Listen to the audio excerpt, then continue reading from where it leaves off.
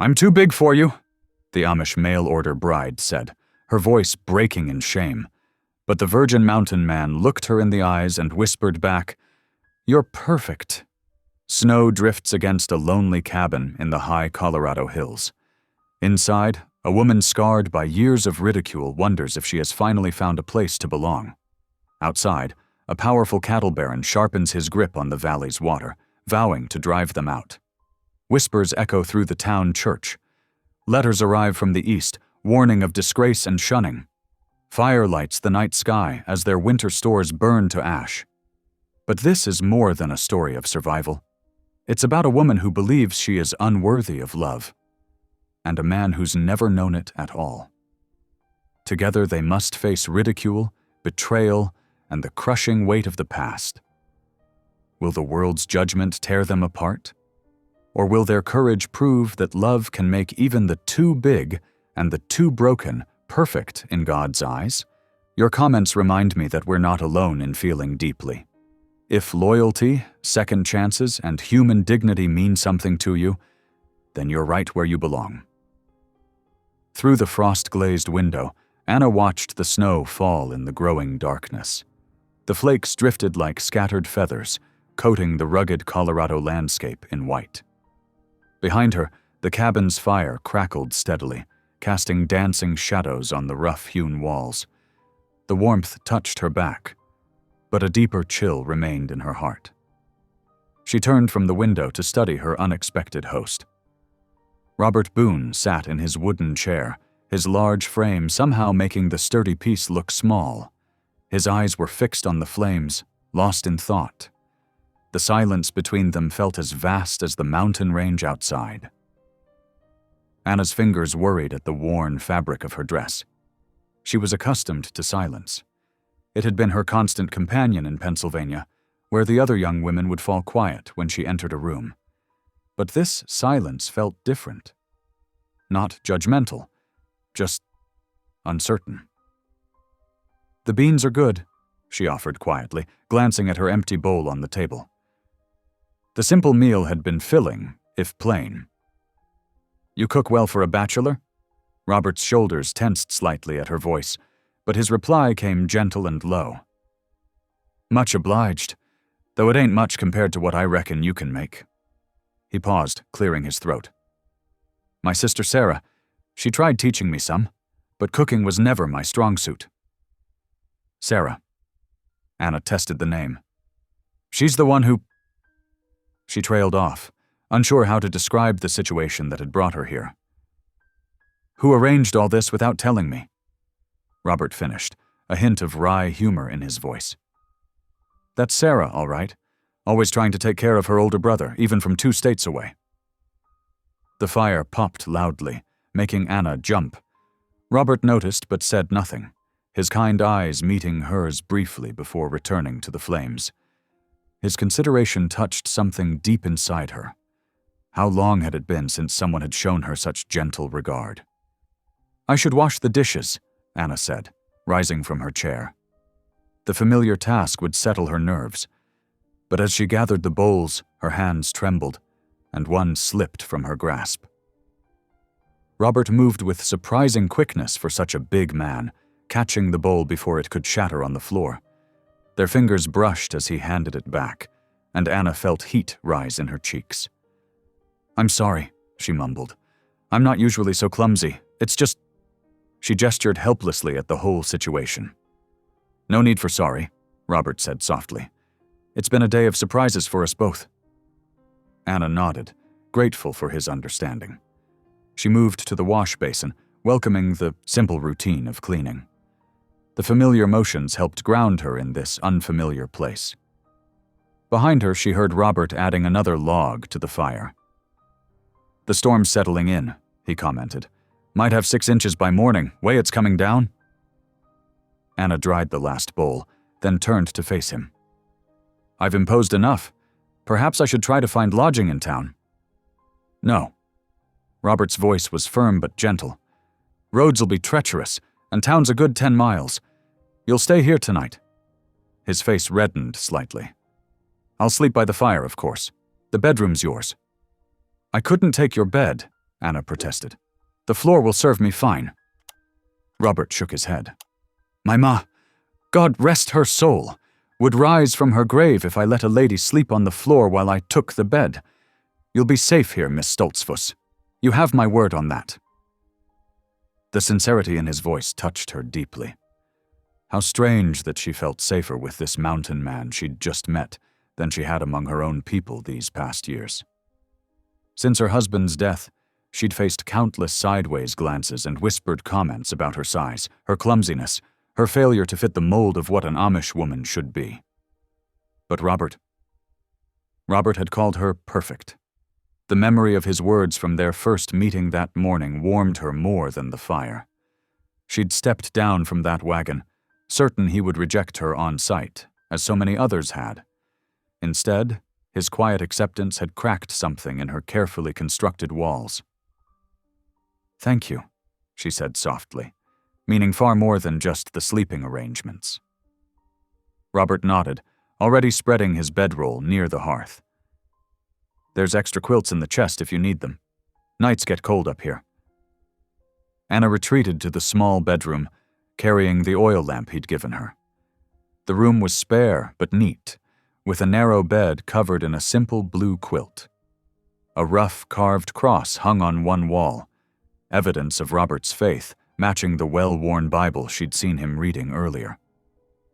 She set the lamp on the bedside table and knelt beside the bed, folding her hands in prayer. The words came hesitantly, weighted with doubt and hope in equal measure. "Lord," she whispered, "I don't understand your plan in bringing me here. Everything happened so fast. Sarah's letters, the decision to leave, the journey west." She paused, gathering her thoughts. "This man, he seems kind, different from others, but I'm afraid to trust, to hope. Please guide my path." Rising from her knees, Anna removed her boots and outer dress, leaving on her shift and stockings. The bed creaked as she slipped under the quilt, but it was comfortable enough. Through the thin wall, she could hear Robert moving about, banking the fire for the night. The wind whispered around the cabin corners, and snow ticked against the window. Anna lay in the darkness, listening to the unfamiliar sounds of this new place. Everything she owned was in the carpetbag beside the bed. Everything she knew was hundreds of miles away. Yet something about this cabin, about the quiet man who had welcomed her so unexpectedly, felt right in a way she couldn't explain. Perhaps it was how he looked at her. Not with the judgment she was used to, but with genuine warmth. Or maybe it was the gentle strength in his hands as he'd caught that falling bowl, the same hands that had built this shelter in the wilderness. Sleep came slowly, accompanied by the soft sounds of snow falling and Robert's steady breathing in the other room. Her last conscious thought was a prayer, more hopeful than the one before. "Lord, whatever your plan, thank you for bringing me here." Beyond the bedroom wall, Robert lay awake as well, staring at the dying embers of the fire. The day's events felt almost like a dream, the unexpected arrival of a woman who somehow seemed to fit perfectly into the empty spaces of his life. He didn't understand Sarah's meddling ways, but as he listened to the quiet sounds of Anna's presence in his home, he couldn't find it in his heart to be angry with his sister. "Thank you, Lord," he whispered into the darkness, "for sending her to my door." The snow continued to fall outside, blanketing the mountain in pristine white, while inside the cabin 2 lonely souls drifted finally to sleep, each wondering what tomorrow would bring. Dawn crept over the mountain peaks, painting the snow-covered landscape in shades of rose and gold. The first rays of morning light filtered through the frosted cabin window, casting delicate patterns across the rough-hewn floor. Anna stirred in the unfamiliar bed, momentarily disoriented by the quiet creaking of timber and the distant sound of metal striking wood. Wrapping a shawl around her shoulders, she moved to the window. Below, Robert's broad figure was outlined against the pristine snow, his powerful arms swinging an axe in steady rhythm. Steam rose from his breath in the crisp morning air as he split logs for the cookstove. What caught her attention wasn't his strength, though that was impressive enough, but the gentle way he handled each piece of wood, as if respecting the tree's sacrifice. When he paused to draw water from the well, she noticed how carefully he cleared the ice, how patiently he waited for the bucket to fill. Everything about him spoke of deliberate care, so different from the harsh judgments she'd known before. The smell of smoke drew her from her observations. In the main room, Robert was attempting to cook breakfast, his face pinched with concentration. As he stood over a smoking pan of what might have been flapjacks once. "I reckon I'm making a mess of these," he admitted, scratching his head. "Sarah always said I couldn't cook worth beans." Anna stepped forward, unable to hide a small smile. "May I?" Robert stepped back gratefully, watching as she scraped the burnt remains into a bucket for the chickens. With practiced movements, she mixed fresh batter, adding a pinch of cinnamon from her own stores. "We do things simply in my community," she explained, testing the griddle's heat with a drop of water. "But good food doesn't need to be fancy to nourish body and soul." The first flapjack sizzled perfectly, golden brown and light. Robert's eyes widened at the sight, and Anna felt a flutter of pride. At least here was something she could do right. As they sat down to eat, Anna's confidence wavered. "I feel foolish," she confessed, staring at her plate. "Coming all this way to a stranger's home because your sister wrote such kind letters." She swallowed hard. "Back home they always said I was too big, too clumsy, that no man would want—" "No," Robert interrupted, his quiet voice firm. "You were sent here for a reason. The Lord doesn't make mistakes." He met her eyes briefly before looking down at his own plate, cheeks reddening. "I reckon Sarah saw something true when she wrote to you." After breakfast, Robert cleared his throat.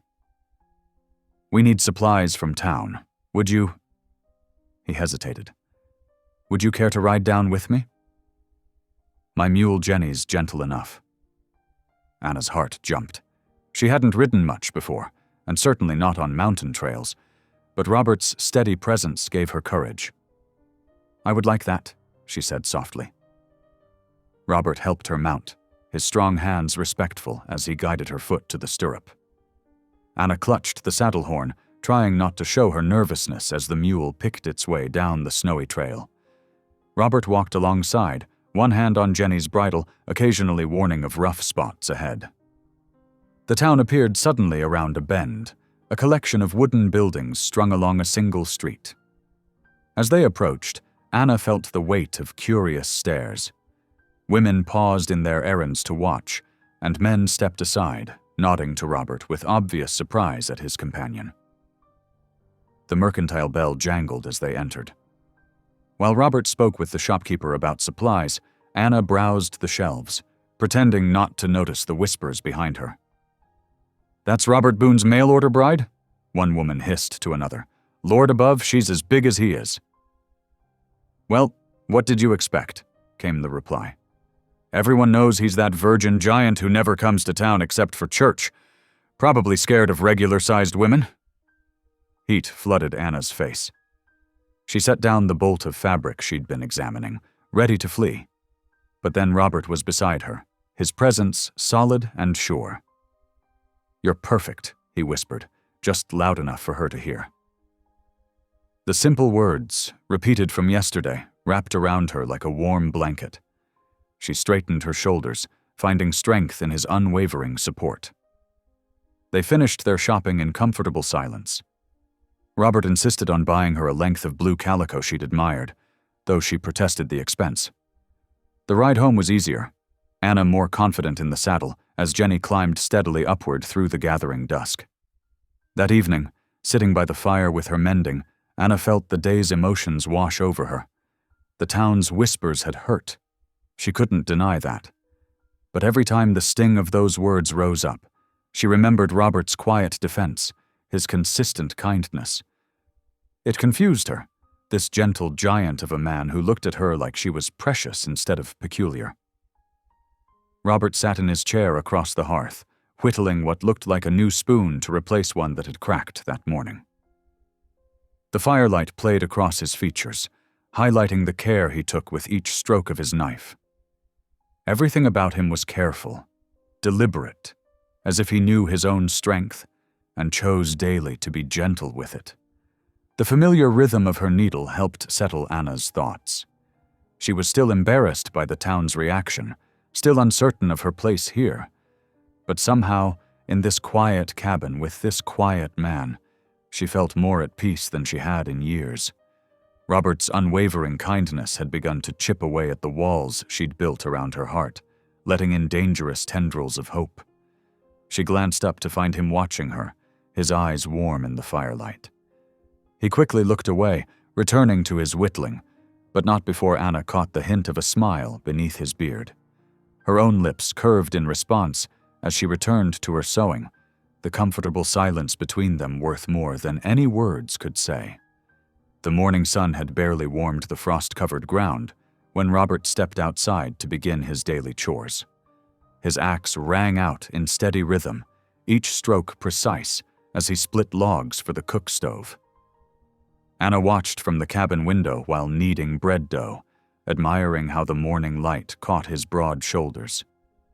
A sense of peace had begun to settle over them these past 2 days, like fresh snow smoothing rough ground. The sound of hoofbeats broke the quiet. Robert paused mid-swing, setting his axe aside as a sleek bay horse appeared around the bend. The rider sat tall in an expensive leather saddle, his clothes marking him as a man of means rather than labor. "That's far enough," Robert called. Out, his voice firm but peaceful. "State your business, friend." The rider pulled his horse to a stop, looking down his nose at Robert. "Marcus Hale," he announced, as if the name alone should open all doors. "I own the Double H spread down in the valley." His eyes swept past Robert to where Anna stood in the doorway, and his lip curled. "I see you've acquired some oversized baggage since I last rode through." Robert's shoulders stiffened, but his voice remained steady. "Mind your tongue, Mr. Hale. You're speaking of a lady under my protection." Hale's laugh held no warmth. "To business, then. I'm buying up water rights all through this valley. Name your price for the creek. My herds need more grazing land, and that water would serve better purpose watering cattle than whatever small-time operation you're running up here." "The creek's not for sale," Robert said simply. "The good book says we're stewards of the land, not owners to profit from it. That water serves the whole mountain, deer, elk, the wild things God put here. I won't wall it off for cattle." Hale's face darkened. He leaned forward in his saddle, voice dropping to a growl. "Listen here, you backwoods preacher. I'm offering fair price now, but that won't last. Smart men know when to take a deal." His gaze slid again to Anna. "Though I reckon smart ain't your strong suit, looking at your choice in women." Robert took 2 long strides forward, placing himself squarely between Hale and the cabin. "You've said your piece. Now ride out." "This ain't over," Hale spat into the snow beside his horse. "Valley's changing. Men like you clinging to your primitive notions. You'll be swept aside soon enough." He wheeled his horse around, but called back over his shoulder. "Enjoy your mountain giant, Boone. Seems fitting company for a virgin hermit." They watched until Hale disappeared down the trail. Only then did Robert turn to find Anna trembling in the doorway, her face pale.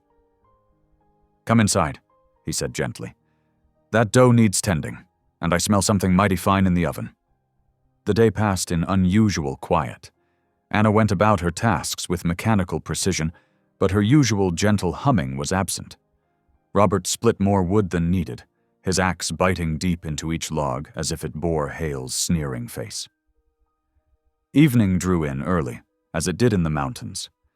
After supper, they sat in their usual places by the fire, Robert in his chair, Anna on the small bench with her mending. The lamplight cast soft shadows on the walls, but couldn't seem to reach the darkness in Anna's eyes.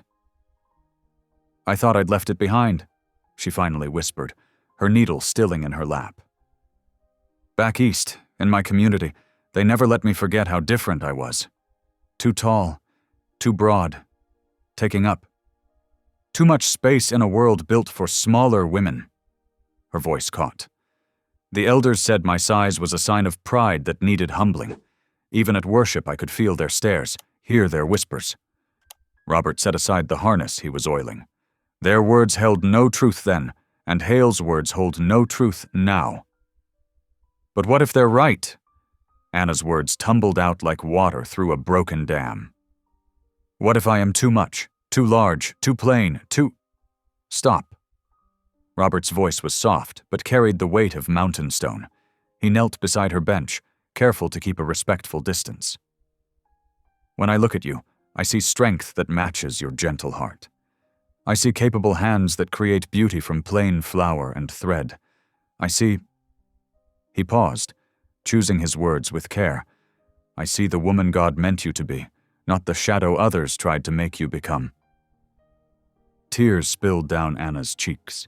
She covered her face with her hands, shoulders shaking with sobs that seemed to come from deep wells of old pain. Robert stayed where he was, silent but present, until her crying quieted. I don't know why I'm here, she admitted, wiping her eyes with her apron. Your sister's letters painted such a picture of peace, of purpose.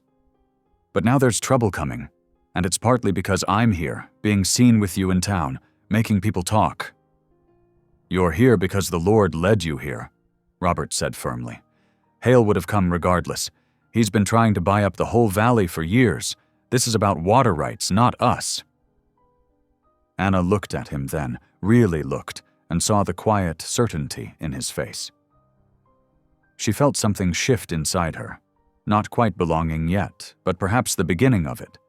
Here was a man who defended not just her body, but her spirit, who saw worth where others had seen only flaws. When the time came for sleep, Robert knelt beside his bedroll on the floor, as he did each night. But tonight, instead of his usual silent prayers, his voice rose soft but clear in the lamplight. Lord, he prayed, grant me strength to be a faithful steward of this land you've blessed me with. Give me wisdom to protect this home and— His voice wavered slightly. And the precious soul you've brought under my care. Help me stand firm against those who would bring harm through greed or cruel words. And Lord, thank you for sending Anna here. Amen. From her place in the bed, Anna lay very still, tears once again trailing silently down her temples into her hair. But these tears felt different, clean somehow, like spring rain instead of winter storms. She had never heard anyone pray for her with such simple, earnest faith.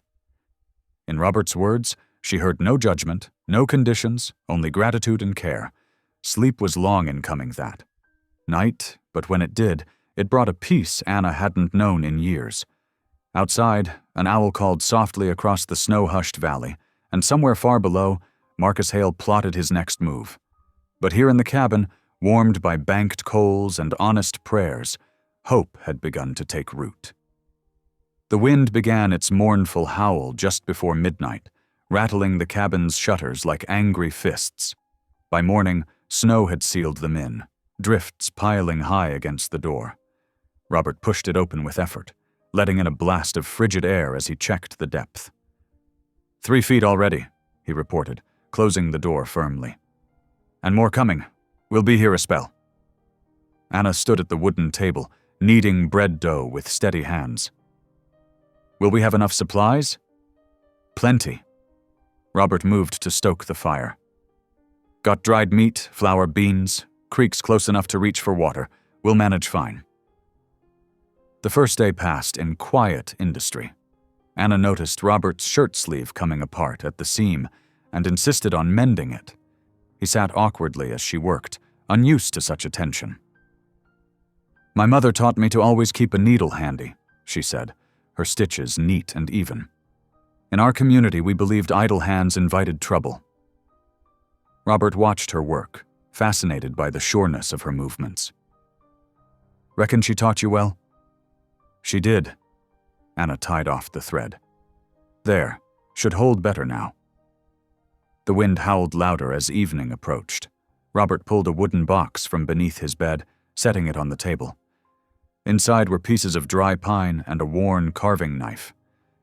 Might as well make ourselves useful, he said, offering Anna a piece of wood. "I'll show you how to make kindling sticks. Proper technique keeps your fingers safe." Anna hesitated. "I've never handled a knife for such work."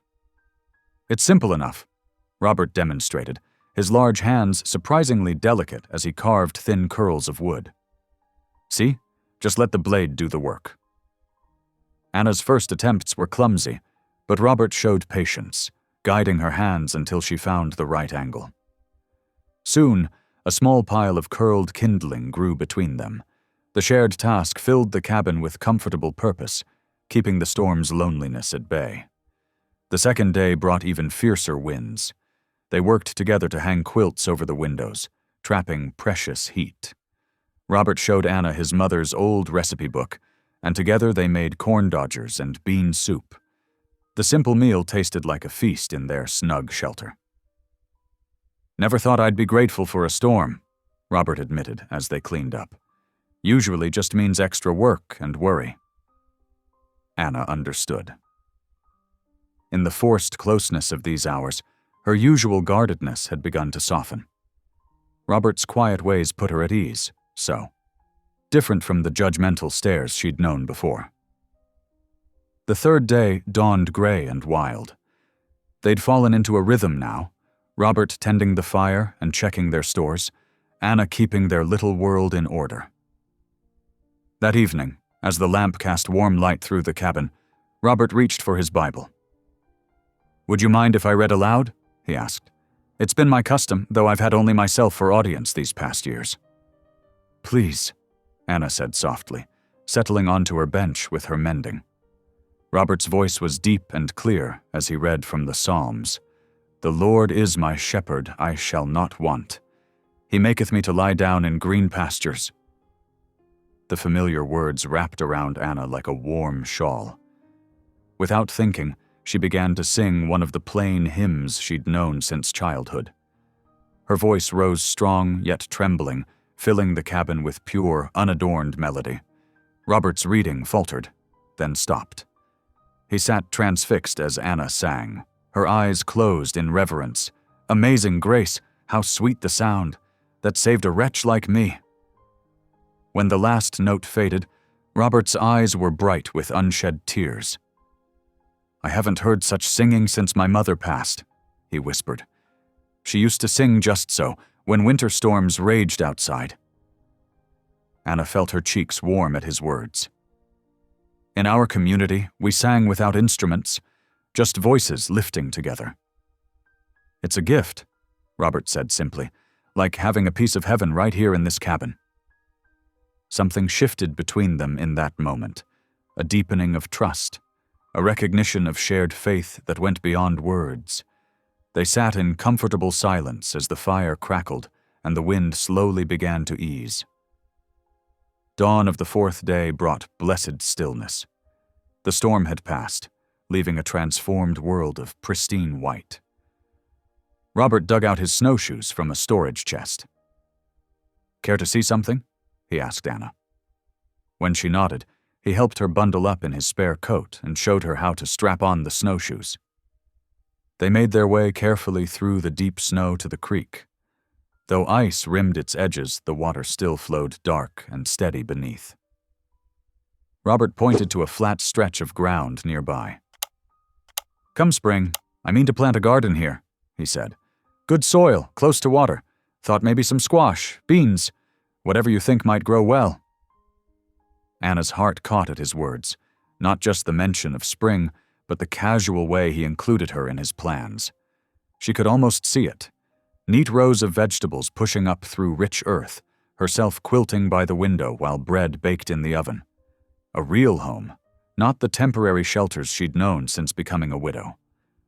The hope of it made her chest tight with fear. She'd learned how quickly dreams could shatter, how painful it was to lose what you'd barely dared want.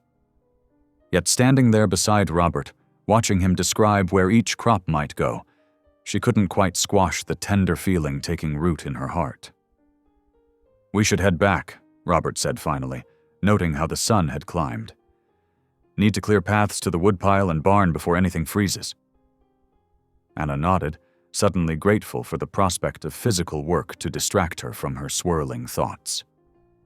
As they walked back toward the cabin, their snowshoes left parallel tracks in the pristine snow, separate paths, but side by side, heading toward the same warm shelter.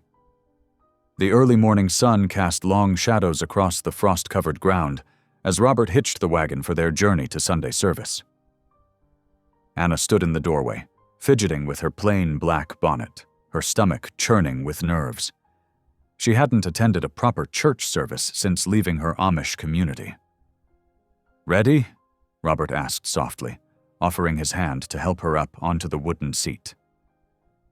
Anna nodded, gathering her courage as she settled beside him. The wagon creaked into motion, its wheels crunching over the frozen path. They rode in comfortable silence, broken only by the gentle jingling of the horse's harness and the occasional call of a winter bird.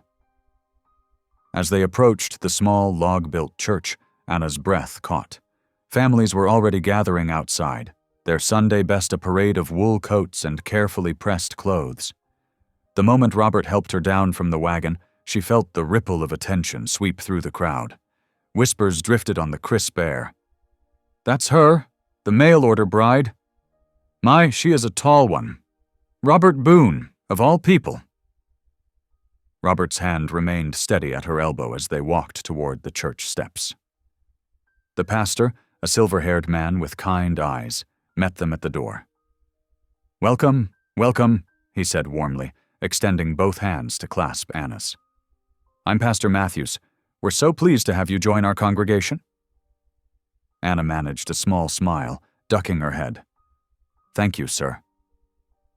Inside, the church glowed with morning light filtering through simple glass windows. Wooden pews, worn smooth by years of faithful attendance, lined the central aisle. Robert guided Anna to a spot near the middle, where they could see without being too conspicuous. But Anna couldn't help noticing the sideways glances from the women nearby. Two ladies in particular, wearing nearly identical dark blue dresses, exchanged meaningful looks as they took in Anna's broad shoulders and tall frame. Heat crept up Anna's neck, and she wished she could shrink into herself. The service began with familiar hymns that brought unexpected comfort. Anna's voice remained quiet at first, but Robert's steady bass beside her gave her courage. By the third verse, she let her natural alto blend with the congregation's singing. When time came for prayer requests, Robert's hand shot up, surprising Anna. His voice carried clear and strong through the hushed church. "I ask for prayers for strength," he said, "strength to honor the woman God brought to me." Anna's face blazed crimson. She stared at her folded hands, overcome by the public declaration. Part of her wanted to flee from the attention, while another part glowed with wonder at his words. Robert had spoken of her as a gift from God himself, not a burden or an oddity. After the final hymn, as people began to mill about, a group of women approached. Anna recognized them as the quilting circle she'd observed during their town visit. The eldest, a silver-haired woman with laugh lines around her eyes, stepped forward. "Mrs. Stoltzfus," she said warmly, "I'm Martha Wilson. We ladies meet every Wednesday afternoon for quilting and fellowship. We'd be honored if you'd join us this week." Anna's heart thundered. She opened her mouth to decline, already imagining the sidelong glances and whispered comments about her size. But then Robert's large hand found hers, giving it the gentlest squeeze. The simple touch carried volumes of encouragement. Drawing a deep breath, Anna nodded. "Thank you, Mrs. Wilson. I'd like that very much." The women's faces brightened with genuine smiles. "Wonderful. We meet at my house, the yellow one just past the Mercantile. Bring whatever project you're working on." The ride home felt lighter somehow, despite the growing chill in the air. Robert handled the reins while Anna sat lost in thought, processing the morning's events. The sun hung low on the horizon by the time they reached the cabin. Robert built up the fire, while Anna prepared their simple supper of salt pork and beans. The familiar tasks helped settle her racing thoughts. When they finally sat down to eat, the firelight cast dancing shadows on the walls, creating a cozy intimacy that loosened Anna's tongue. "I haven't been invited to join a women's circle in years," she admitted softly, breaking a piece of cornbread. "Back home, She swallowed hard. "They didn't want me there. Said I made everyone uncomfortable, being so different." Robert set down his fork, his eyes finding hers across the table. "I always knew you belonged," he said quietly. "From the moment you stepped down from that wagon. Some folks just take longer to see what's plain as day." Anna's vision blurred with sudden tears.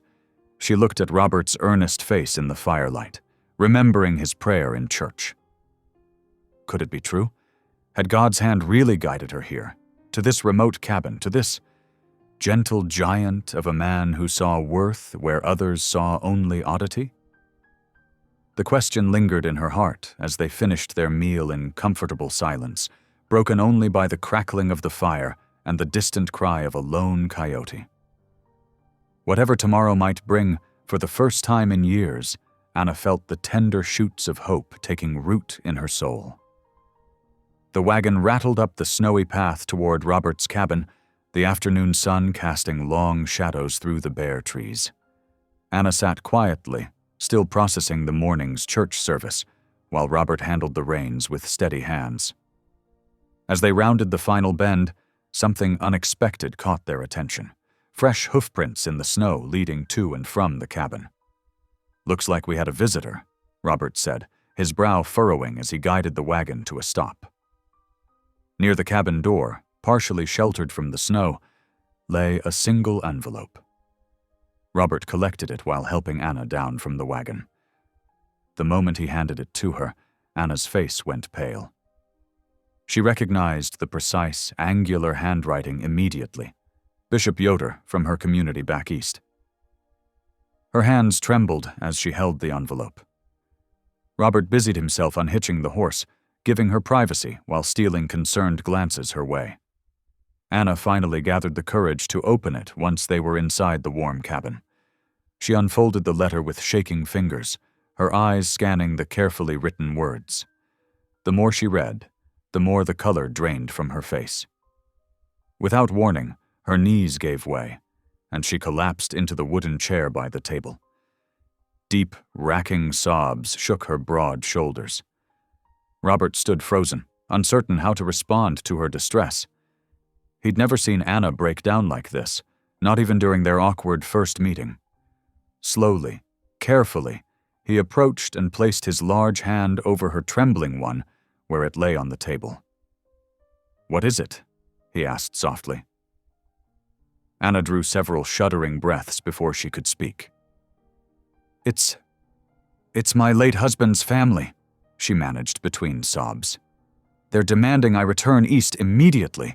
They say if I marry outside the faith, I'll be permanently shunned." Her voice cracked on the last word. "Cut off from everyone and everything I've ever known. Declared dead to the community." Robert's hand tightened slightly over hers, his chest aching at her pain. He knew enough about the Amish to understand what shunning meant. Complete isolation from family, friends, and the only way of life she'd ever known. "I don't want to go back," Anna whispered, her voice barely audible. "But the shame, the eternal shame of being cast out." Fresh tears spilled down her cheeks. "How can I bear it?" Robert pulled up a chair beside her, keeping his hand steady. Over hers. He was quiet for a long moment, choosing his words carefully. When he finally spoke, his voice was gentle but firm. "Anna," he said, "God's mercy isn't bound to men's rules." She looked up at him, her tear-stained face questioning. "I've studied my Bible every day for years," he continued, "and nowhere do I find that the Lord's love depends on human judgment. His grace is bigger than that, wider than that." Anna's sobs gradually quieted, though tears still rolled silently down her cheeks. Robert maintained his gentle touch on her hand, offering quiet support as she struggled with the weight of her choice. The rest of the afternoon passed in a fog of emotional exhaustion. Anna went through the motions of their evening routine, helping with chores, preparing a simple supper, but her thoughts remained tangled in the bishop's letter. Robert gave her space, speaking little but staying close enough to offer silent support. Night fell early, as it did in the mountains during winter. Robert insisted Anna take his bed as usual, while he made his pallet by the fire. But sleep eluded her completely. She lay in the darkness, listening to the cabin's familiar creaks and settling sounds, her mind spinning with memories of home and fears of the future. Finally, unable to rest, Anna rose quietly to stoke the dying fire. To her surprise, she found Robert still awake, sitting in the low firelight. His large hands moved steadily as he carved a wooden spoon, the soft scraping sound oddly comforting in the night's silence. He looked up as she approached, offering a gentle smile. Without a word, he set aside his carving and moved to put the kettle on for tea. Anna sank into a chair, wrapping her shawl tighter around her shoulders. The familiar ritual of preparing tea gave them both something to focus on, besides the heavy thoughts hanging in the air. Robert carefully poured 2 cups, adding a precious spoonful of honey to each, a small luxury he usually saved for special occasions. They sat in companionable silence, sipping their tea and watching the fires dance. The gulf between their worlds seemed especially vast tonight, her structured Amish upbringing with its strict rules and community bonds, and his simpler mountain faith built on direct communion with God and nature. Anna cradled her warm cup, studying the firelight's reflection in the dark liquid. "I keep thinking about my sister's shunning," she said softly. "She married an Englisher, a non-Amish man. I haven't spoken to her in 5 years, haven't even been allowed to say her name." She swallowed hard. "Now I understand her choice better. And her pain." Robert nodded slowly, his expression thoughtful. "Sometimes the hardest paths are the ones that lead to truth," he said. "But how can I know what's true?" Anna whispered. "Everything I was taught says this is wrong, that I'm wrong for even being here." Robert set his cup down carefully. "When I first came to these mountains," he said, "I was running from everything I knew too, felt lost as a lamb in a snowstorm. But in all that quiet, all that solitude, I found something pure, a faith stripped down to just me and God." He paused, choosing his words with care. "Maybe sometimes we need to step away from what others tell us about God to hear His voice for ourselves." Anna considered this, watching the fire's flames lick at the logs. The tea's warmth spread through her chest, mingling with a different kind of warmth, the comfort of being truly heard and understood. They sat together in the firelight, neither knowing how to bridge the distance between her past and this uncertain future opening before them. But somehow sharing this quiet moment made the burden feel lighter. The wooden spoon lay forgotten on Robert's chair, half carved, but already showing the promise of beauty emerging from raw material, much like the tentative hope trying to take root in Anna's heart. The mountain winter wrapped Robert's cabin in a thick blanket of white, transforming the landscape into a pristine wonderland. Inside, the days found their own gentle rhythm, as natural as the creek's flow beneath its icy surface. Robert watched with quiet pride as Anna mastered new skills. One crisp morning, he led her to the barn, where his trusted mule, Bessie, waited. The animal's breath created small clouds in the cold air. "She's gentle," Robert assured, patting the mule's neck. "But she needs a firm hand on these mountain trails." Anna approached cautiously, her broad shoulders squared with determination. Robert showed her how to hold the reins properly, his large hands guiding hers with careful respect for her personal space. "Like this?" Anna asked, gathering the leather straps the way he demonstrated. "That's right," Robert nodded, pleased. "Now give her a gentle command. She responds well to a kind voice." Anna clicked her tongue softly, and Bessie's ears perked forward. The mule took a steady step, then another, following Anna's guidance around the snowy yard. Robert noticed how naturally Anna sat in the saddle, her strong frame balanced perfectly. "You're a natural," he said, genuine admiration in his voice. A small smile tugged at Anna's lips. "We had horses back home, but I was always told I was too big to ride properly." She straightened her shoulders. "This feels different." As the days passed, Anna's confidence grew. Robert took her on increasingly challenging trails, teaching her to navigate the winter wilderness. She learned to read the weather in the clouds, to spot the safest paths through deep snow, and to trust both the mule and herself. One afternoon, Robert returned from checking his trap lines to find Anna by the woodpile, axe in hand. She had already split several smaller logs, stacking them neatly against the cabin wall. Her cheeks were flushed with effort and accomplishment. "I hope you don't mind," she said, pausing to catch her breath. "I wanted to help." Robert shook his head, amazed. "Mind? Anna, you're stronger than most men I know." She ducked her head, but not before he caught her pleased smile. It was a sight that warmed him more than any fire could. The cabin gradually transformed with Anna's presence. Her quiet humming filled the spaces that had known only silence. The scent of fresh bread began to replace the perpetual smell of bachelor cooking. Most surprisingly, laughter found its way inside the log walls. It started small, a quiet chuckle when Robert's hat was blown off by a sudden gust, a shared smile over a perfectly baked loaf. But soon, genuine laughter became as natural as breathing between them. Anna's laugh was full and rich, like church bells on a clear morning, and Robert found himself looking for ways to hear it more often. One evening, as snow fell softly outside, they sat by the fire after supper. Anna worked on mending one of Robert's shirts while he whittled a piece of pine. The comfortable silence between them felt like a warm blanket. Robert's hands stilled on his carving.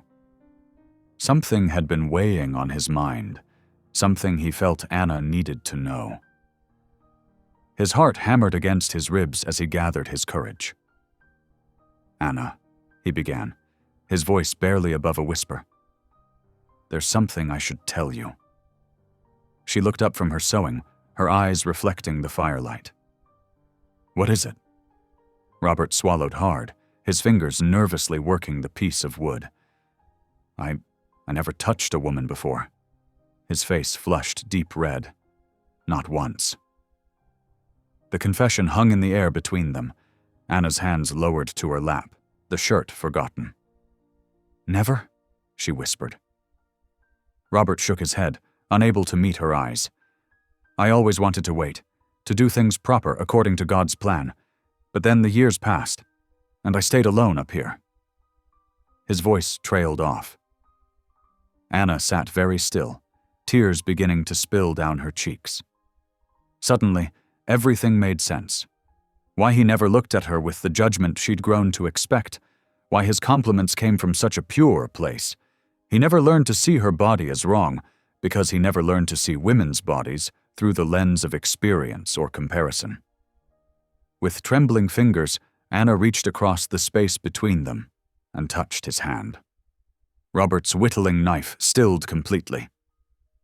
"I never thought," she'd whispered, her voice thick with emotion, "that a man could see me this way, without measuring me against others, without finding me wanting." Robert finally raised his eyes to meet hers. "How could I find wanting what God made perfect?" Fresh tears spilled down Anna's cheeks. She moved closer, drawn by the simple truth in his words. Robert set aside his whittling and turned his palm up to hold her hand properly. They sat like that for a long while, hands clasped, watching the fire dance. Neither spoke of marriage or physical love.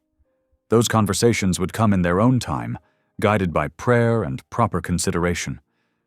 But something shifted between them, a deeper understanding taking root. As the evening grew late, Anna found herself growing drowsy, the day's work and emotional revelations taking their toll. Without thinking, she leaned against Robert's solid shoulder. He stiffened for a moment in surprise, then slowly relaxed. Is this all right?" she murmured, suddenly uncertain. Robert's response was to carefully adjust his position, making her more comfortable. "Yes," he said softly. "This is all right." Anna closed her eyes, feeling truly safe for the first time in years. Robert's shoulder was strong and warm, his presence solid and reassuring. He smelled of pine and wood smoke, honest scents that spoke of home. Robert sat very still, hardly daring to breathe, as Anna drifted off to sleep. He marveled at the trust she placed in him, this strong woman who had known so much judgment. As the fire burned low, he silently renewed his promise to be worthy of that trust. The snow continued to fall outside, adding another layer to the white blanket covering the mountain. Inside the cabin, two souls who had known only loneliness found comfort in simple touch and honest hearts. They remained that way until the fire died down to glowing embers, chaste but deeply connected, their shared vulnerability building a bridge stronger than any physical desire could forge. The December morning dawned bitter cold as Robert hitched Bessie to the wagon. Anna stood in the cabin doorway, clutching her quilting basket, her knuckles white with tension. The invitation to join the church ladies' quilting circle had seemed like a blessing when she accepted it, but now her stomach churned with familiar dread. "They'll see," she whispered, more to herself than to Robert. "They always see how different I am."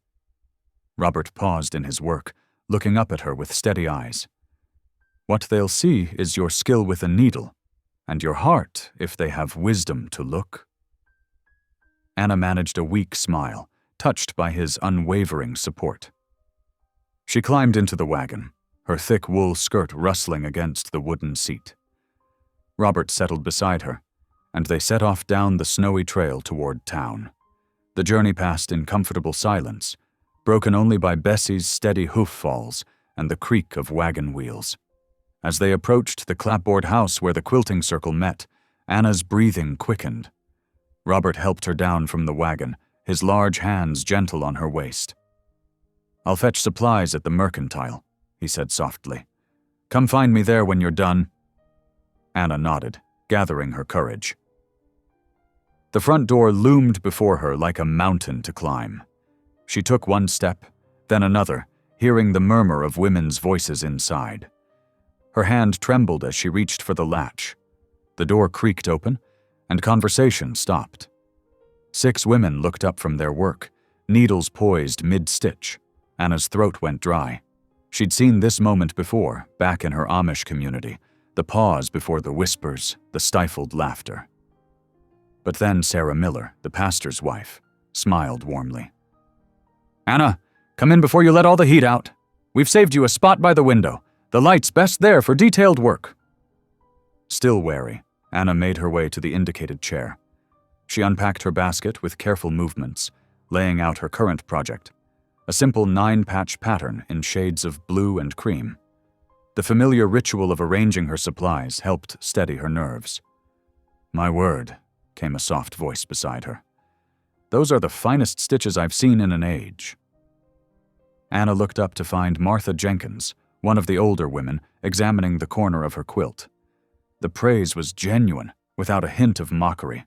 Something tight in Anna's chest began to loosen. "Thank you," she managed. "My mother taught me when I was young." "Well, she taught you proper," Martha nodded approvingly. "We could use your skill on our charity quilts for the orphanage." As the morning wore on, Anna found herself drawn into the gentle rhythm of conversation and work. The women shared news of births and marriages, swapped recipes, and offered prayer requests. No one commented on her size or her past. They simply accepted her presence as natural as sunshine through the windows. By midday, Anna caught herself humming along with the others as they worked, an old hymn she knew from childhood. Her voice merged naturally with theirs, and for the first time in years, she felt truly part of a circle of women.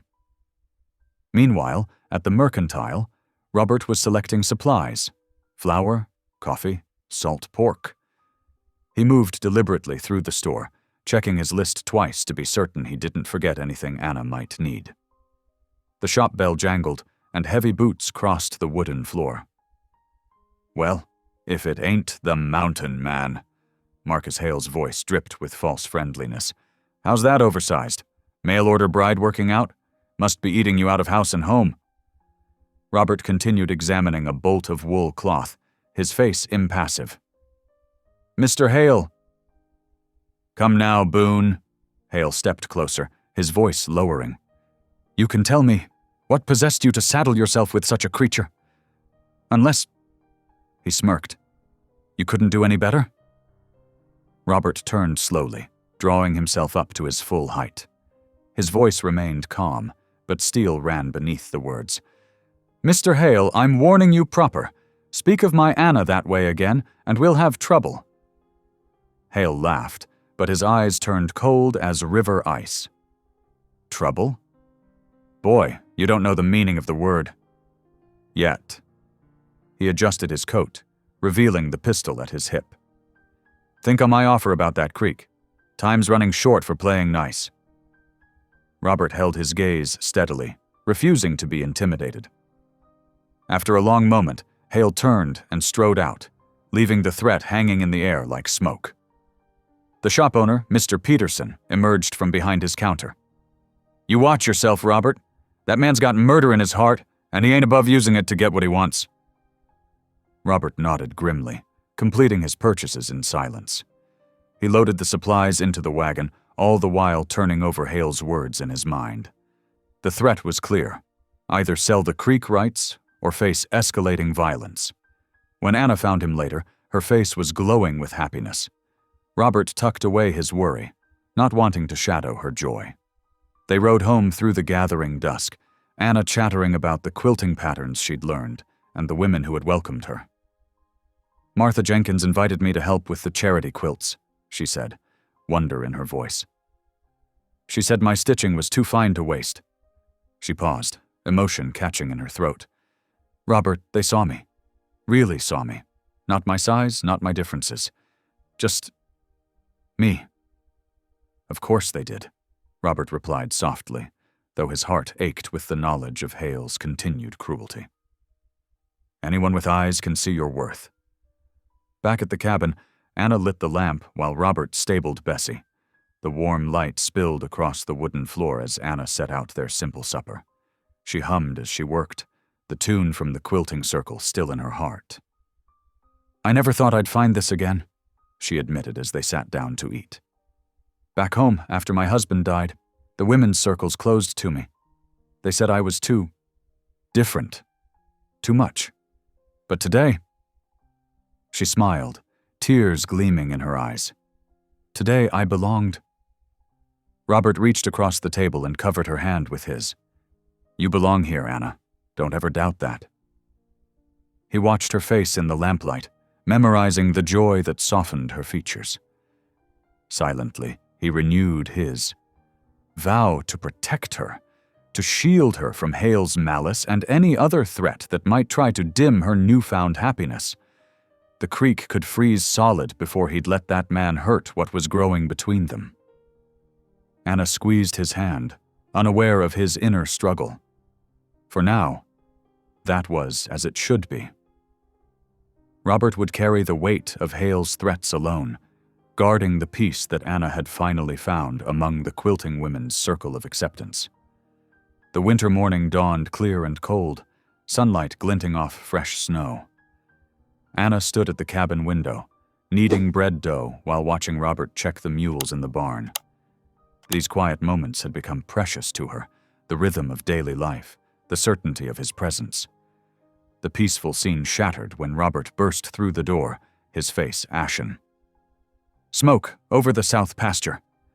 Anna dropped her dough, flour dusting her apron as she rushed to look. Dark smoke billowed against the blue sky, rising from where Robert stored the winter hay. Her heart clenched. That feed was their lifeline until spring. "Dear God, no," she whispered. They ran together across the frozen ground, boots crunching through snow. The closer they got, the more obvious the deliberate nature of the destruction became. 3 massive haystacks blazed, flames reaching skyward like grasping fingers. The fire had been set in multiple places. This was no accident. Robert's face turned to stone as he grabbed a shovel, trying desperately to smother the edges of the fire. But the dry hay caught too quickly, fed by a bitter wind that seemed to mock their efforts. Anna joined him, using her broad shoulders and strong arms to throw snow onto the flames, but the heat drove them back. They could only watch as months of Robert's labor turned to ash. The hay that would have fed their small herd through the lean months ahead disappeared in waves of scorching heat and choking smoke. Anna's legs gave out. She fell to her knees in the snow, the magnitude of their loss crushing down on her. Without winter feed, the mules would starve. Without mules, they couldn't work the land or haul supplies. Their whole future balanced on that hay, and now it was gone. "Lord have mercy," she breathed, her voice breaking. The words caught in her throat, strangled by smoke and despair. Robert stood rigid beside her, his hands clenched into fists. His lips moved in silent prayer, but his jaw was tight with barely contained rage. He knew, as she did, that Marcus Hale's hand was behind this destruction. The cattleman's threats had turned to action, striking at their most vulnerable point. The flames gradually died down, leaving nothing but smoldering ruins. The acrid smell of burnt hay filled their nostrils, a bitter reminder of their devastation. Without speaking, they trudged back to the cabin as the winter sun began to set. Inside, Robert built up the fire while Anna mechanically prepared their evening meal. Neither spoke as they ate. The usual comfortable silence between them had turned heavy with unspoken fears. The crackling logs in the fireplace only emphasized the oppressive quiet. Finally, Anna could bear it no longer. She set down her barely touched plate, her hands trembling. "This is my fault," she whispered. Robert looked up sharply. "Anna, no." "It is," she insisted, tears spilling down her cheeks. "Ever since I came here, trouble has followed. Back home, they said I was cursed. Too big, too different, bringing bad fortune wherever I went. And now look what's happened." "Stop." Robert's voice was fierce, but his shoulders slumped with the weight of their situation. "This ain't your doing. It's Hale's wickedness, pure and simple. But if you hadn't come, I'd still be alone," Robert cut in. "Empty inside. You brought life back to this cabin, Anna. Don't let Hale make you doubt that." His words touched her heart, but she saw the worry etched in his face. They both knew what this meant. Without hay, they faced impossible choices. They could try to buy feed in town, but at winter prices, it would drain their savings dry.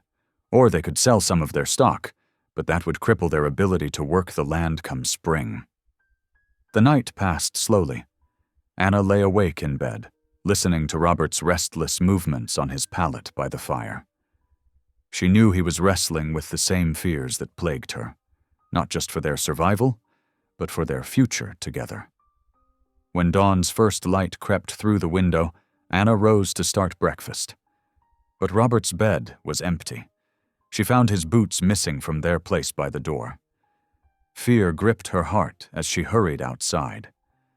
The morning air bit at her face as she looked around frantically. Then she spotted him, a solitary figure standing in the snow, staring at the blackened remains of the haystacks. His hat was clutched in his hands, his broad shoulders bearing an invisible burden. Anna knew what he was considering. Hale's offer to buy the creek rights would solve their immediate crisis. They could afford hay, save their stock, survive the winter. But it would mean surrendering the very thing that made this land viable, the water that gave it life. More than that, it would mean bowing to Hale's cruelty, the same sort of cruelty that had driven her from her community, that had mocked her differences and tried to shame her into believing she was worth less than others. She watched Robert standing there, this good man who had seen past her size to her heart, who had called her perfect when others called her cursed, the only man who had ever truly loved her as she was. The thought of losing him, of losing this chance at happiness, was more than she could bear. If Robert gave in to Hale now, something precious would break between them. The spirit that had drawn them together, their shared defiance of those who would judge or diminish them, would be wounded perhaps fatally. Anna's heart pounded. She had to find a way to save both their livelihood and their love. But as she watched Robert's silent vigil over the ashes of their winter feed, she had never felt more helpless. The sound of crunching snow made Robert turn. When he saw Anna, his face softened, though the worry remained in his eyes. He opened his arms, and she went to him, pressing her face against his chest as he held her close. "We'll find a way," she whispered fiercely, praying she spoke truth. "God didn't bring us together just to let hail tear us apart." Robert's arms tightened around her, but he said nothing. The rising sun cast their joined shadows across the snow, while in the distance, wisps of smoke still rose from the ruins of their winter stores. Robert saddled his mule at first light, his movements slow and deliberate. The weight of their situation pressed down on his broad shoulders like a physical load. Anna watched from the cabin doorway, her heart aching as he prepared for the ride into town. Neither spoke of their dwindling feed stores or the hungry looks their livestock cast toward empty mangers. "I'll be back before sundown," Robert said softly, adjusting the cinch one final time. His voice carried the same gentle tone he always used with her, but Anna heard the strain beneath it. "Be careful," she whispered, knowing Hale's men could be watching the trails. Robert nodded, touching the brim of his hat before mounting up.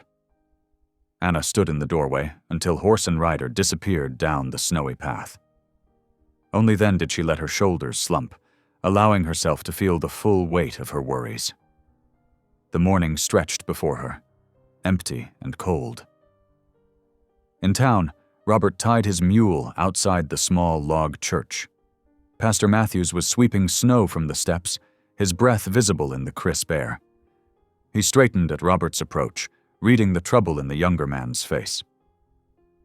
"Brother Boone," the pastor greeted him, "come inside where it's warm." The church interior held the lingering scent of pine boughs and lamp oil from Sunday service. Robert removed his hat, following the pastor to a rough-hewn pew. His voice was low as he explained their situation: the burned hay, the starving stock, Hale's pressure to sell. Pastor Matthews listened gravely, his weathered hands clasped in his lap. When Robert finished, the older man sighed. "Let us pray. Together, brother." They bowed their heads, and the pastor's voice rose in earnest supplication, asking for guidance and protection. But when the final "Amen" faded, Robert felt no closer to an answer. The pastor offered sympathy and scripture, but no practical help materialized. The church's own resources were stretched thin, helping other families through the hard winter. "Keep faith," Pastor Matthews said, clasping Robert's shoulder. "The Lord provides." Robert nodded, though his heart felt heavier than before. He'd hoped for more than prayers, perhaps word of someone with spare hay to sell, or advice on handling Hale's pressure. Instead, he stepped back into the cold with empty hands. The mercantile was his next stop, hoping to hear of any nearby ranches with excess feed. As he approached the store, Marcus Hale emerged from within, as if waiting for him. The cattleman's smile held no warmth. "Why, if it ain't the stubborn giant himself," Hale drawled, blocking Robert's path. "Come to your senses yet about that creek?" Robert's jaw tightened. "I aim to keep what's mine." "Ain't much left to keep, way I hear it." Hale's voice dripped with false concern. "Shame about them haystacks. Dangerous thing, fire. Never know when trouble might strike again." "Say what you mean to say," Robert growled. Hale's smile widened. "I'm feeling merciful today. Instead of just the water rights, I'll buy your whole spread. Fair price, cash money. Enough to start fresh somewhere else, somewhere more suited to you and that oversized bride of yours." Robert's hands clenched into fists at the insult to Anna. The urge to strike Hale down burned in his chest, but he forced it back. Violence would only give Hale an excuse to bring the law down on him. "Keep your money," Robert spat, turning away, "and keep my wife's name out of your mouth." "Pride comes before a fall," Hale called after him. "You'll be begging for this offer come spring." Robert mounted his mule and spurred it homeward, his heart racing with fury and frustration. The town had offered no solutions, only more problems. He'd failed to find help for Anna, for their stock, for their future. Meanwhile, back at the cabin, Anna's day had brought its own trials. The mail carrier passed by near noon, leaving a letter that made her blood run cold. She recognized the precise handwriting of Bishop Yoder from her old community. With trembling fingers, she broke the seal and read the message. The words struck like physical blows. Unrepentant sinner, betrayal of faith, dead to the community. The bishop's judgment was final. If she remained with Robert, she would be permanently shunned, cut off forever from her people and her past. Anna sank into Robert's chair by the cold fireplace. The letter, crumpling in her grip. Tears spilled down her cheeks as she stared at the harsh words. The community had never truly accepted her, had mocked her size and strength, yet they were still her people. Their ways were woven into the fabric of her being. But how could she leave Robert? He alone had seen her worth, had called her perfect when others called her strange. His gentle strength and unwavering faith had begun to heal wounds she'd carried for years. The thought of losing him made her chest ache with physical pain. She looked at the letter again, then made her decision. Rising swiftly, she tucked it deep inside her Bible, hidden away. Robert carried enough burdens without knowing how her own people had condemned her. This pain she would bear alone. Wiping her eyes, Anna busied herself preparing their evening meal. Their stores were growing thin, but she still had potatoes. She peeled them carefully, saving even the smallest bits of flesh, then set them to boil with a pinch of precious salt. The sun was setting when Robert returned. Anna heard the weariness in his heavy steps, saw the defeat in his slumped shoulders as he came through the door. Neither spoke as he removed his snow-covered coat and boots. The cabin felt smaller than usual as they sat down to their meager supper. Steam rose from the bowls of boiled potatoes, but neither had much appetite. Anna watched Robert push the food around his plate, knowing he was thinking of their hungry stock in the barn.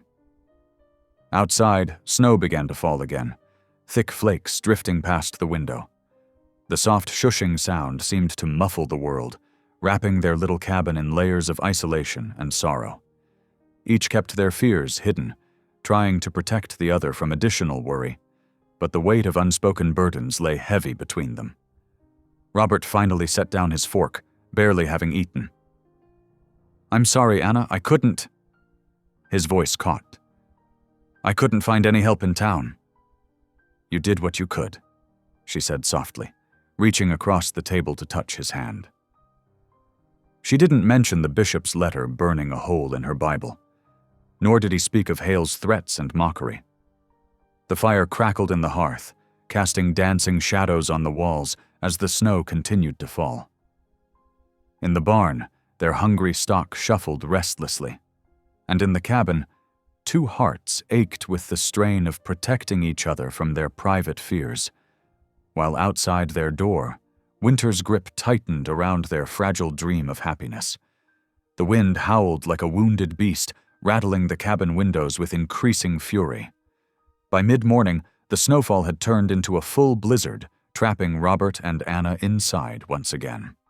The weather matched their moods, dark and turbulent, filled with unspoken tensions. Anna stood at the window, watching white sheets of snow obliterate the world beyond their small home. Behind her, Robert paced the wooden floor, his heavy boots marking an endless path between the hearth and door. The constant movement set her nerves on edge. "Maybe you should sit," she suggested quietly. Robert didn't seem to hear her. His face was drawn with worry lines, aging him beyond his years. The strain of their situation, dwindling feed, hungry stock, Hale's threats, had worn away his usual gentle demeanor. "The cattle won't last another week without proper feed," he muttered, more to himself than to her. "The mules are already getting thin." Anna turned from the window, twisting her apron between her hands. We'll find a way. God will provide—" "God?" Robert stopped pacing, his voice sharp. "Where was God when our hay burned? When hail threatened us?" The bitterness in his tone made Anna flinch. She'd never heard him speak this way before, questioning Providence so openly. It frightened her more than their empty barn. Robert ran a hand through his hair, his movements jerky with frustration. Maybe Hale is right." "What?" Anna's heart stuttered. "His offer. It would be enough to start fresh somewhere else." Robert wouldn't meet her eyes.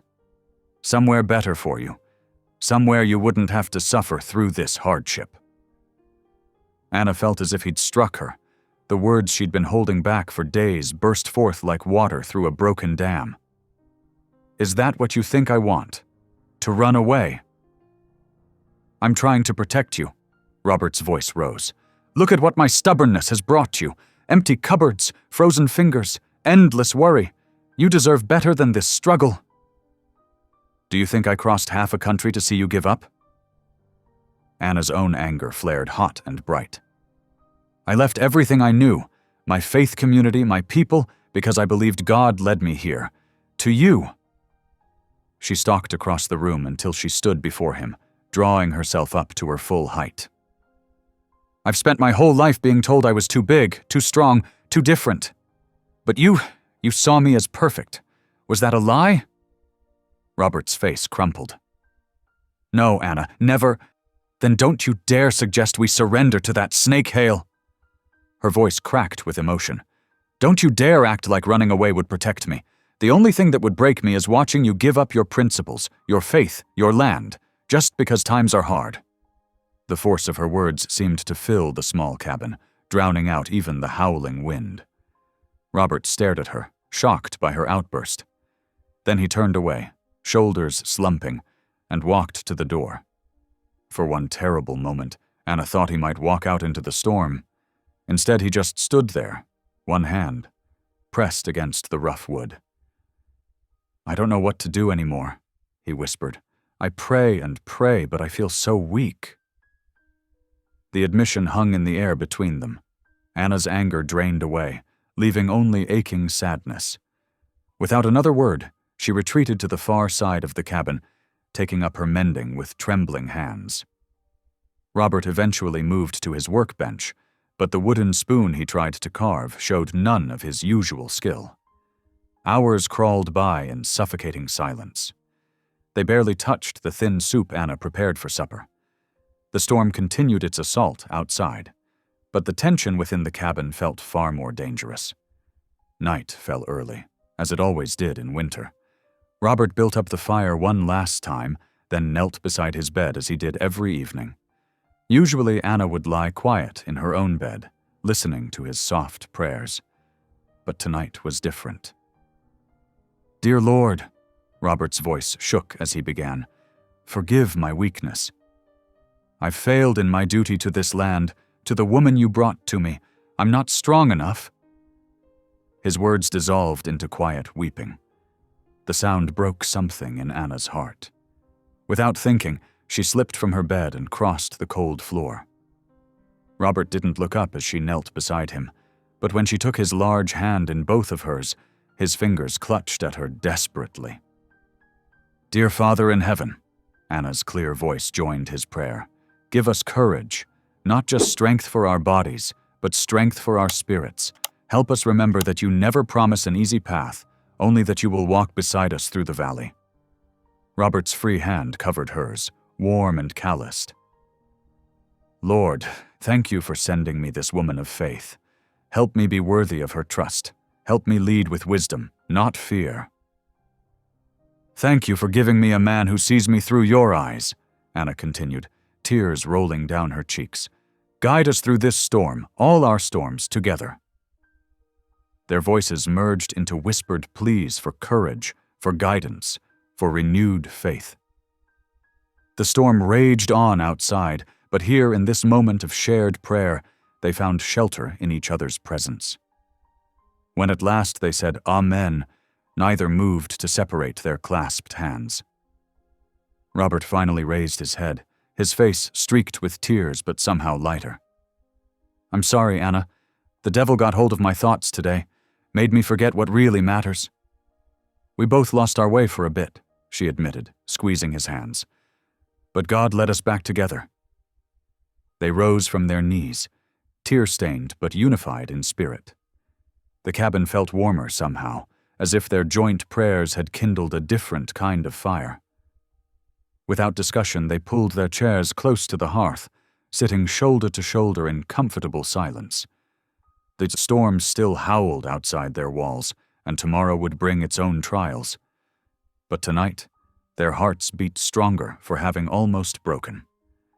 Their bond, tested by anger and fear, had emerged deeper than before. In the gentle firelight, they found peace in the simple truth that neither walked this difficult path alone. The winter sun rose pale and distant over the snowbound valley, painting the world in shades of pearl and crystal. Inside the cabin, Robert stood before their small mirror, carefully knotting his best string tie. His fingers trembled slightly, betraying his exhaustion, but determination lined his face. Anna watched him from near the hearth, where she was warming her heavy wool shawl. "Perhaps we should stay home today," she suggested gently. "The trail will be treacherous, and you need rest." Robert shook his head, meeting her eyes in the mirror's reflection.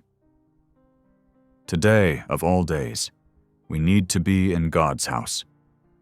His voice carried quiet conviction. "I have something that needs saying." The gravity in his tone made Anna's heart flutter with both worry and wonder. She didn't press him further, instead turning to gather their worn Bible and hymnal. The journey to town was slow and careful. Their mule picked its way through deep snow, Robert leading it on foot while Anna perched in the saddle. The morning air bit sharp and clean, their breath rising in silver clouds. Neither spoke much, both lost in their own thoughts. As they approached the small log church, Anna's stomach tightened with familiar anxiety. But today felt different somehow. Robert's steady presence beside her seemed to radiate strength, despite their recent hardships. The church bell tolled 9 times, its clear notes carrying across the hushed winter landscape. Other wagons and riders were already gathering, their occupants stamping snow from their boots before entering the church. Several people nodded greeting, though Anna noticed worried glances at Robert's gaunt face and threadbare coat. Inside, the pot-bellied stove radiated welcome warmth. Pine boughs decorated the rough walls, their fresh scent mingling with wood smoke. Anna slipped into their usual pew, smoothing her plain dress nervously. Robert sat beside her, his shoulder brushing hers in silent support. The service began with familiar hymns, the congregation's voices rising strong and clear in the small space. Anna sang too, her rich alto adding depth to the melody. She felt Robert's approving glance and allowed herself a small smile. After the second hymn, Preacher Thompson stepped to the pulpit, opening his Bible to deliver the morning message. But before he could begin, Robert suddenly stood. "Begging your pardon, preacher," he said, his deep voice carrying clearly despite its slight tremor. "I have something that needs saying, if you'll permit it." The preacher paused, studying Robert's face. After a moment, he nodded. "The floor is yours, Brother Boone." Anna's heart hammered as Robert moved to the front of the church. He turned to face the congregation, his tall frame straight despite his obvious weariness.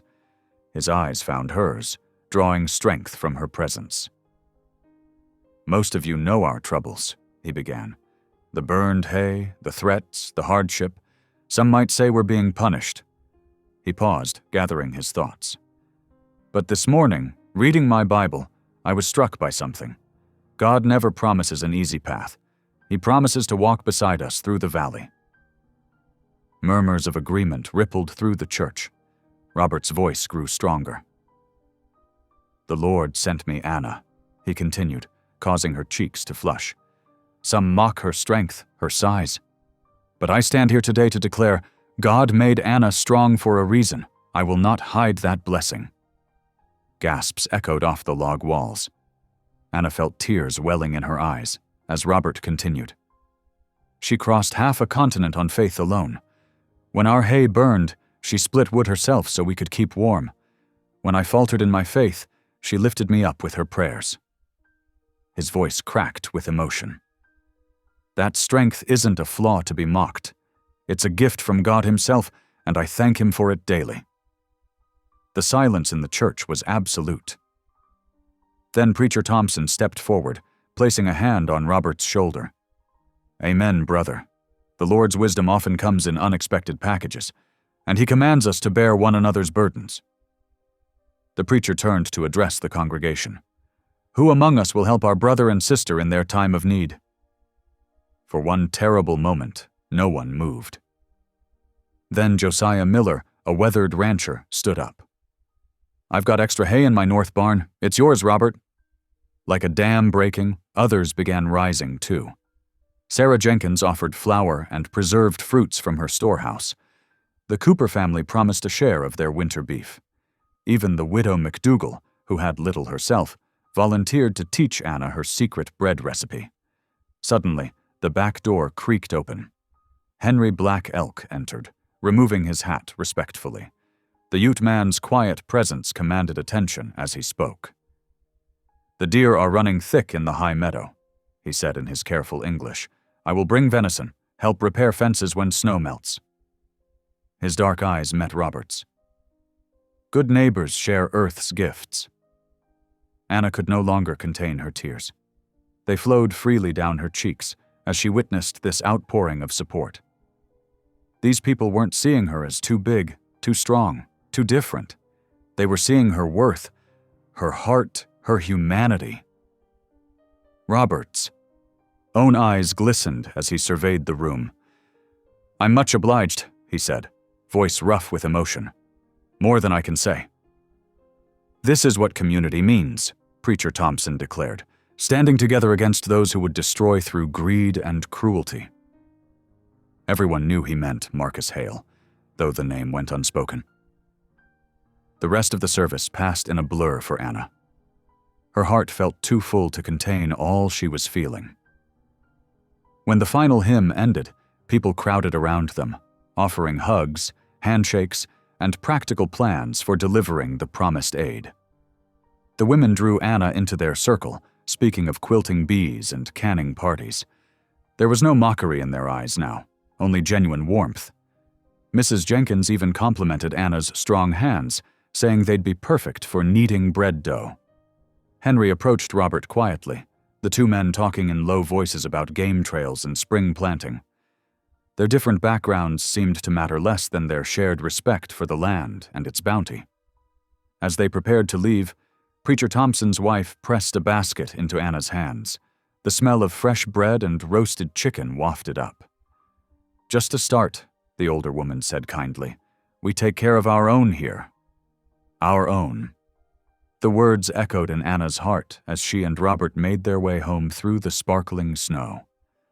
For the first time since leaving her Amish community, she felt truly part of something larger than herself. Not despite her differences, but because of them. Robert helped her down from the mule when they reached the cabin. Before they went inside, he turned to her, his eyes bright with unshed tears. "I meant every word," he said softly. "You are my blessing." Anna touched his cheek gently. "And you are mine. You gave me more than a home today. You gave me belonging." Together they walked into their cabin, carrying not just food and promises of aid, but the precious weight of true acceptance. The winter sun caught the frost on the windows, turning it to diamonds, as if God Himself was adding His blessing to this day of miracles. The crisp afternoon sun cast long shadows across the churchyard as worshippers filed out, their spirits lifted by the morning's display of unity. Anna walked beside Robert, her heart still full from the outpouring of support. But their peaceful moment shattered as hoofbeats thundered toward the church. Marcus Hale rode up hard, his black stallion's flanks lathered with sweat. He yanked the horse to a stop, spraying snow and mud. His face was twisted with rage as he glared down at Robert and the gathered congregation. "So this is how it's going to be?" Hale's voice cut through the winter air like a knife. "All of you turning against me for this mountain hermit and his oversized mail-order bride?" Robert stepped forward, positioning himself between Hale and Anna. The townsfolk drew closer, forming a protective circle around them. Sarah Jenkins clutched her Bible tighter. Henry Black Elk watched silently from the shadow of a pine tree, his dark eyes alert. "There's no need for this, Marcus," Robert said evenly. "Go home. Cool your temper." Hale's hand dropped to his gun belt. "You think you've won something here today? I own half this valley. One word from me and—" "And what?" Robert interrupted, his voice carrying across the suddenly silent churchyard. "You'll burn more hay? Poison more wells? Show everyone here exactly what kind of man you really are?" The cattle baron's face flushed dark with fury. In one fluid motion, he drew his revolver. Women gasped. Children were hurried behind adults. Robert stood perfectly still, though Anna saw his right hand twitch toward the rifle slung across his back. "Draw that gun," Hale sneered. "Give me a reason." Robert slowly raised both hands, palms empty. "No." "What did you say?" "I said no." Robert's voice remained steady. "I will not sin against my neighbor, even one who hates me. That's not God's way." Preacher Thompson stepped forward. "Put away your weapon, Marcus. This is holy ground." For a long moment, Hale sat rigid in his saddle, revolver pointed at Robert's chest.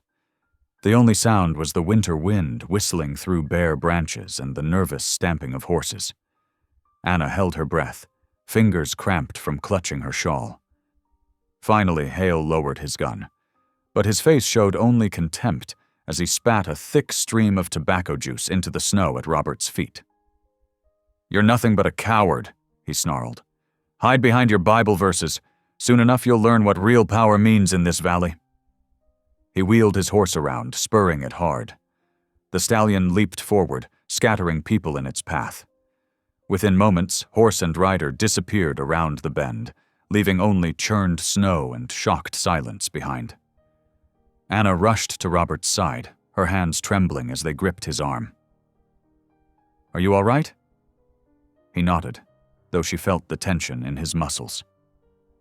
"The Lord tests us in strange ways sometimes." "That he does," Preacher Thompson agreed. "But he also provides." The minister turned to address the gathered congregation. "Folks, I believe we made some promises this morning. What say we make good on them right now?" A chorus of agreement rose from the crowd. Within minutes, plans were being made. Wagons that had come for church were quickly repurposed for hauling hay and supplies. Women organized food deliveries, while men discussed repair work needed at Robert's cabin. The rest of the afternoon passed in a blur of activity. A steady stream of wagons wound up the mountain trail to Robert's homestead. Josiah Miller's sons stacked fresh hay in the barn, while their father helped patch the roof. The Cooper boys mended fences as their mother and sisters organized the food deliveries in the cabin's tiny kitchen. Anna found herself swept up in a whirlwind of feminine energy as the church ladies took over her kitchen. The cabin had never felt so full of life. Mrs. Jenkins taught her to make coffee in quantity, while Widow McDougal shared her secret for stretching soup to feed many mouths. "Land sakes, girl," Mrs. Jenkins said warmly. "Those strong hands of yours are a blessing. Here, knead this dough while I check the stew." Anna worked the bread dough with newfound confidence, amazed at how natural it felt to be surrounded by chattering women who treated her as one of their own. No one commented on her size except to praise her ability to carry heavy water buckets or reach high shelves. Outside, more helpers arrived throughout the afternoon. Henry Black Elk and his sons brought 2 dressed deer, already butchered and wrapped in clean hides. They worked silently alongside the white men, everyone focused on the common goal of helping neighbors in need. Robert moved among them all, accepting help with quiet gratitude.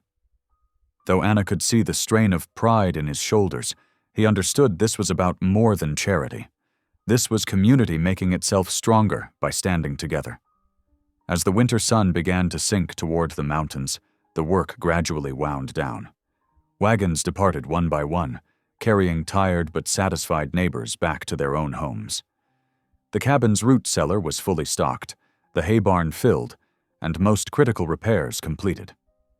More help was promised for the coming days to finish everything else. Finally, only the soft sound of settling snow disturbed the mountain evening.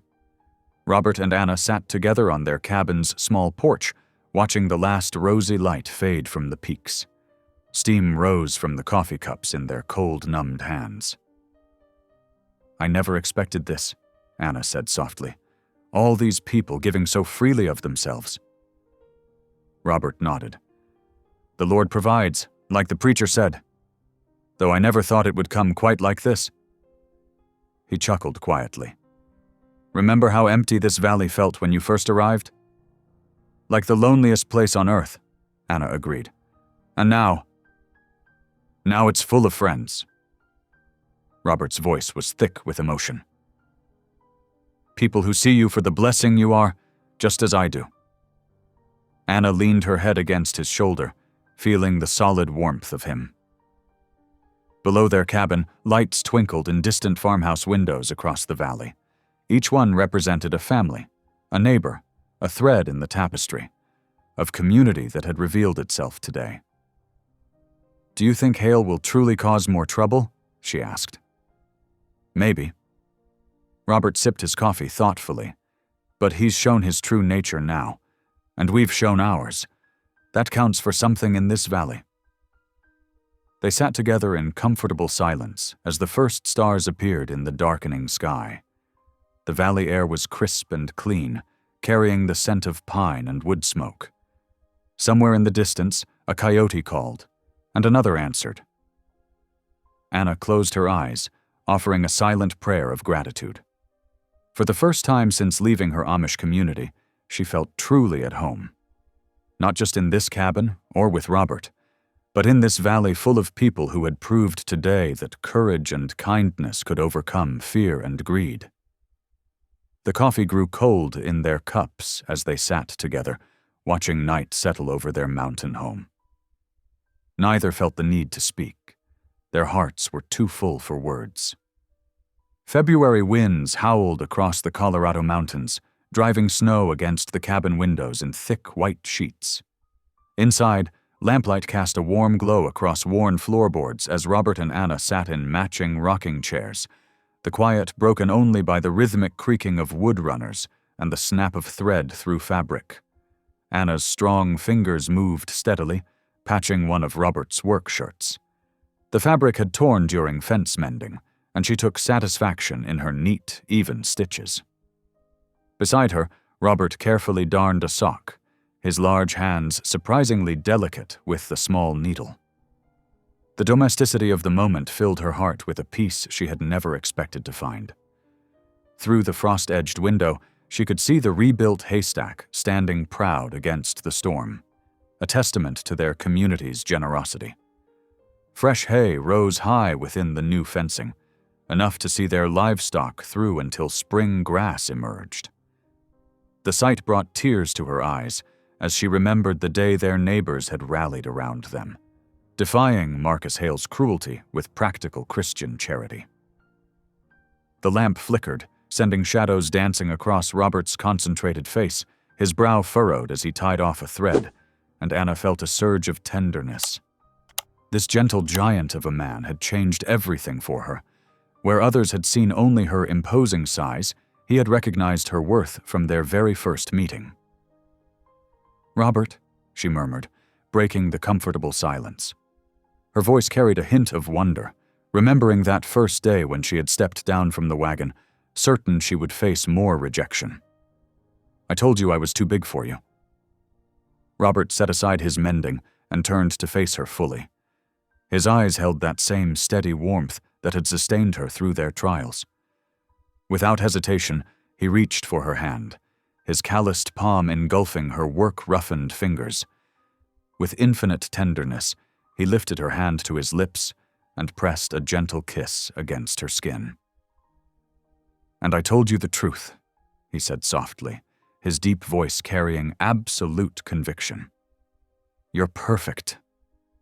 The simple words wrapped around Anna's heart like a warm quilt. Tears spilled down her cheeks as she remembered all the cruel words, all the sideways glances, all the rejection she had endured before finding her way to this mountain cabin and this remarkable man. Together they set aside their mending and bowed their heads. Robert's voice rose in prayer, steady and sincere. "Lord, we thank you for your endless mercy, for bringing us together when we were both alone, for showing us that your grace is bigger than any trial we face." "Amen," Anna whispered, her fingers tightly entwined with his. The fire crackled in the hearth, sending waves of warmth through the cabin while the storm raged beyond their walls. But here, in this space they had created together, Anna felt only peace. The cold couldn't touch them. The memory of Hale's threats held no power. Even the stern warnings from her former Amish community seemed distant and toothless. Robert's thumb traced gentle circles on her palm as they sat in companionable silence. The gesture spoke volumes about how far they had come from those first awkward days. Now there was ease between them, a deep understanding that required no words. Outside, the wind howled like a wild thing, rattling the cabin's sturdy logs. But inside was all warmth and faith and family. Anna looked around at the home they had built together, her quilts brightening the walls, his carved wooden spoons hanging neatly by the stove, their shared Bible open on the table. Every corner held evidence of two lives woven into one. Here was proof that God's plans were greater than human judgment. Here was testament that love could flourish in the most unexpected places. Here was living proof that two hearts, once achingly lonely, could be perfectly matched by grace. The lamp burned low as the evening deepened, but neither moved to trim it. They simply rocked together, hand in hand, while the storm spent itself against their mountain home. They had weathered worse than winter winds. They had faced down prejudice and violence, isolation and fear. Through it all, their faith had only grown stronger, their bond deeper, their love more certain. They were exactly as God had meant them to be. Perfectly matched, perfectly at peace, perfectly home. Thanks for tuning in. These stories remind us that life is more than headlines. It's about heartlines. Subscribe if you want more moments that make you pause, feel, and reflect.